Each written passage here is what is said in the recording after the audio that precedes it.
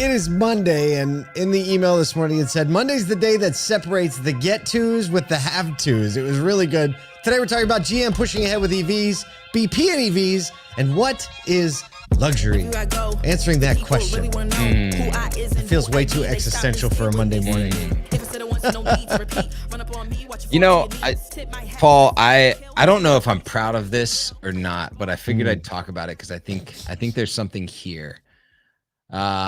You know, we've been traveling a good amount, and so this year I prioritized for the first time an airline, and I prioritized Delta because of course of the trips that we saw coming and what was happening, right? And this morning I got an email notification, and I promise I'm going somewhere with this, that I achieved Platinum Medallion Status. Hey, right? Now, there's some stuff that comes with that. There's the fact that I've been away certain nights and days from family, all of that. Had the credit card, the whole 9 yards, right? Had to go there. But this is what I cannot get over. And I think, you know, just like I was talking to a couple of dealers actually last week about retention and loyalty and programs. And I'm telling you, if you haven't done like a little case study about the FOMO, the drip feed, exclusivity, the color spectrum, the way that Delta like has this multifaceted orchestration to drive engagement with like you almost get to this point where you're like, I think I need to fly this week, just so that I can get more points or MQDs, right? Like, it's what is Platinum? Is that the second level up?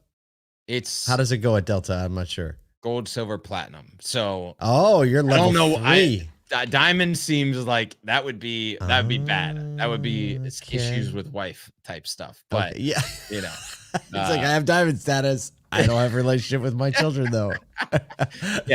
So, but yeah, I think like as I've kind of been on this like Delta kind of loyalty journey over the last couple of years after starting to fly, you start to realize how much time and effort they put into caring for keeping you on Delta experience. It's wild. That's very interesting. Well, congratulations. So now I want you to book my Delta tickets too. Do they upgrade like anyone you book on the same booking? Does everyone get upgraded together? Yeah, something like that. Yeah, okay, that's it. I know my ticket now. I'm gonna fly to Nashville just so I can fly with you on Delta instead of meeting you there. We have a new Auto Collabs episode out today. So that's our other podcast, one of our other podcasts, Auto Collabs. We're talking about merchandising and fixing the house before inviting people to it with our friend Daniel Abel. Really great episode. Really great topic. And you know, merchandising is something that's close to Kyle's heart. And should be close to anyone's heart who wants to sell a thing, right? Merchandising, first step in marketing. So that's dropping today. Also, we have a webinar coming on August 7th. So now we're probably about the 2-week warning. Go to wasoda.com, scroll down. We're talking about what's up with the cars rule. Yeah, it's still lingering out there. I know like we all kind of forgot about it. Or like as soon as we got the stay, it's still out there. Some version of it is still coming. So we're going to be with Mountsier Compliance Solutions, our friend Jim Ganther, as he's going to navigate us through that. And we're going to be a bunch of places. So I don't know. Our travel schedule is going to be on the email from now, but we're moving around so Kyle can get his Delta miles. Let's get into some news. Get into the news. Let's go. General Motors is gearing up to launch a series of new electric vehicles across its Chevy, GMC, and Cadillac brands this year to capture a broader market, despite current sales challenges. Now, although EV sales growth has slowed, GM still is aiming for zero emissions light duty vehicles by 2035. Again, that's so far that no one could ever be held accountable. It just feels good to say. It cracks me up when companies say this because I don't think they mean it. I actually don't think they really mean it.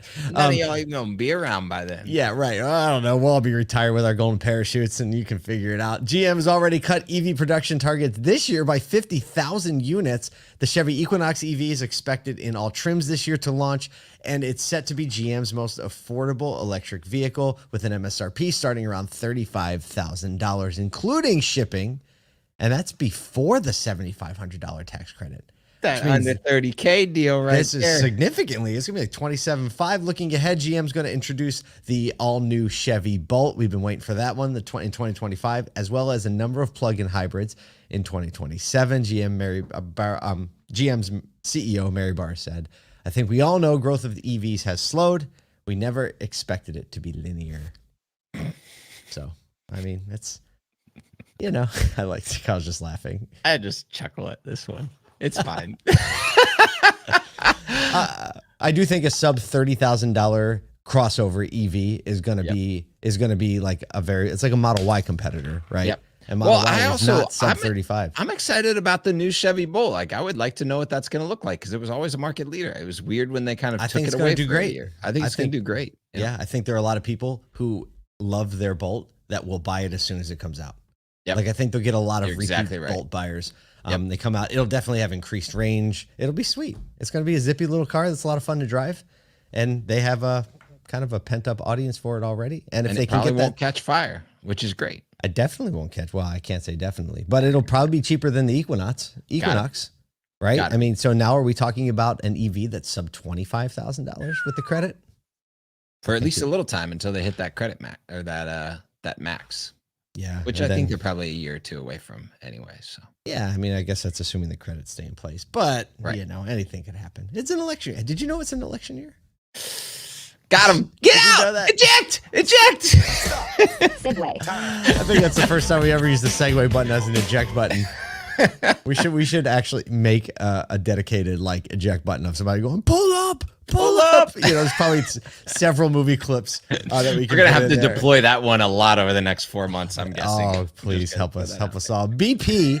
The petroleum company, British Petroleum, is partnering with mall owner Simon Property Group. You've been there if you've ever been to an outlet or another big mall to install 900 EV chargers at various locations as part of their broader strategy to expand the charging network and support the increasing demand for EVs. Last year, BP Pulse made plans to invest $1 billion in America's EV infrastructure by the end of the decade. They have more than 33,900 points globally, and they have plans to have 100,000 points by the year 2030. It supports their commitment to sustainable energy, right? The oil companies now putting in EV chargers makes sense. Mercedes and Starbucks are also teaming up to put their fast chargers at 100 coffee slinging locations on Interstate 5, which basically runs along the West Coast from Canada to Mexico. So that's a really reasonable place to put a bunch of chargers. The new stations will be part of the German automaker's $1 billion plan to build 2,000 new EV charging hubs across the globe. So a lot of charging infrastructure going on. Someone needs to do a study that like adds up all these private and public, companies kind of like building EV infrastructure. And there's got to be some really cool graphic. Maybe we can get Elena Ciccatelli to do this. She would probably crush it. Go find all the people that have said we're going to do this, map it all out, figure out where they all are. I've still argued that I think these oil companies are absolutely the best ones to figure out how to do this. They know how to do energy at scale, right? And whether it's oil or electric, they can figure out the scale, the process to get it in, real estate regulations, all of that. Like that infrastructure is already in place. So BP and then start to go down the line to all of the other petroleum companies out there. It's a genius move, and I think we should probably be leaning on them as the private sector a lot more. Yeah, and I think we will. Speaking of the private sector, hey, segue time. All right, let us know. So, what is luxury, Kyle? What is luxury? So, a recent Morning Consult Intelligence brand tracker study highlighted the shifting priorities among luxury shoppers, with over 75% saying quality is more important than cost in luxury retail. 65% of consumers value exclusive access to products as part of their luxury shopping experience, and 64% believe that high price is an important aspect of luxury. It's like that's important. It's too cheap. Yeah, it's got to be a little bit more expensive. Must be Delta's strategy. That's it. Superior customer service is also crucial, with 72% citing it as a key expectation and 63% expecting personalized shopping services as part of their experience. In travel, luxury is defined by comfort. In food and beverages, it's fresh, rare ingredients. So here's the really interesting. Most luxury purchases still made in brick and mortar stores, including secondhand items. So even like the consignment or secondhand things that are luxury are made in brick and mortar. Luxury purchased in brick and mortar. About the experience. I know it. Do you get a special, like now that you're Delta triple platinum, do you get Do you get like a dedicated concierge service? Yeah, or you get like you get elevated to a dedicated phone line. Like if you ever, but here's what's so tricky you've about never that. had because the app You don't have to use it because the text service is so on point, right? It is. So, they're chat messaging. So you got that. You get that. Like it is. I have noticed even like being silver every once in a while, they'll, like the really good agents, the agents like the gate agents, or especially the flight attendants will like drop a message on your seat. It's not just for Diamond Medallion people that they just like every once in a while they got that a little extra time, they'll drop that. Thank you so much for being. So there's this little like everybody knows that's the seat with the person that has a little bit more going on here. So well, I think this luxury thinking and hospitality thinking really go hand in hand. Yep. And we talk about making these amazing moments. They don't have to be expensive. I mean, luxury goods, right? Like, yes, it has to be expensive, right? We just saw that in the data. People say like price. However, the feeling of luxury experience just has to be intentional, right? And then like, so I think in the industry, yes, we have our luxury buyers and they can all take a very clear one-to-one away from this story, right? What do people want, especially when they're inside a dealership at a luxury store, right? That's where people expect the experience the most in person in a luxury brand. However, for all the others that are not highline brands, this is like those little surprising luxury moments or luxury elements that don't have to be expensive. They just have to be intentional. Here at the agency, we have these nice bottles of water. They're like aluminum cans. And yes, it costs another 40 cents per bottle. But if I could tell you the number of people and clients that comment like, wow, this is fancy water. I'm telling you, water. I look forward to getting one of those waters every time I come there. It's like one of the first things I do because it just feels luxury. Yep. Feels luxury. So I don't know, Monday, I hope Monday feels luxury for you. We hope we gave you something to think about heading into the week. The biggest luxury ever is the ability to be present and serve somebody else, take care of somebody else. So go out there, give everyone luxury.